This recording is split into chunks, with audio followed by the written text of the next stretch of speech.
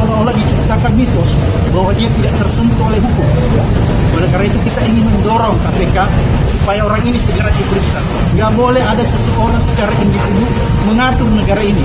Tidak boleh ada seseorang secara individu mengatur presiden.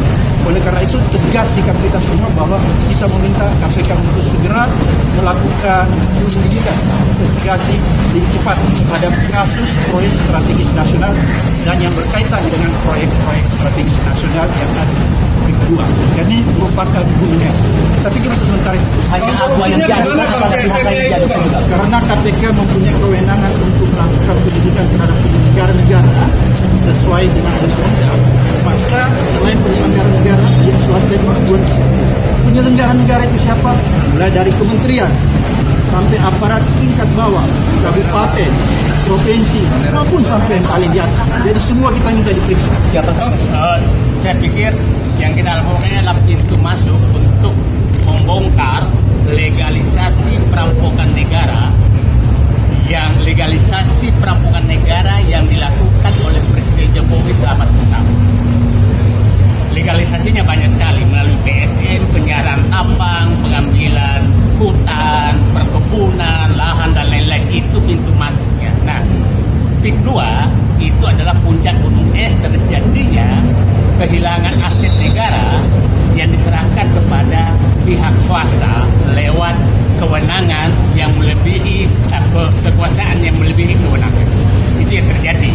Dan tadi saya meminta kepada KPK sederhana melihat berapa jalan, berapa sungai, berapa pantai, berapa irigasi yang sudah diambil alih oleh PIK 2, apakah ada ganti ruginya ke negara atau hilang begitu saja. Karena sudah berapa kecamatan habis. Jadi itu sederhana.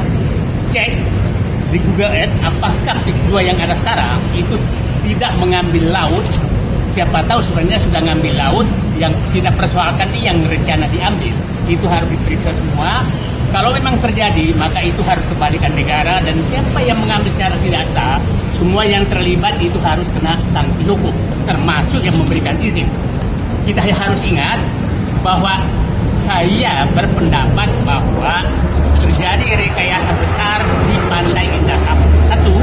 2016 Ahok menyatakan tidak mungkin Jokowi jadi presiden kalau bukan berubah. 2016 Ketua Abdesi yang menyatakan, dan Abdesi ini adalah kepala desa yang di PIK 2, menyatakan mendukung Jokowi 3 periode.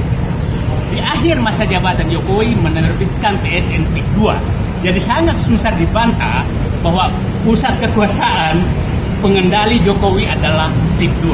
Itu saya pikir kesimpulan yang gampang sekali di situ. Itu saya pikir dari KPK, kita berharap KPK udahlah masuk yang jalan sederhana saja, periksa aset negara yang sudah diambil.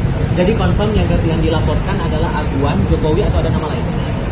Kasus itu kita laporkan siapapun yang terlibat, mulai kepala desa sampai kepada presiden, ya harus diperiksa. Percaya nggak Pak KPK bakal memanggil aduan? Berani? Nah, Makanya kita semua harus kawal. Ya, ada tepat. Jadi Percaya nggak?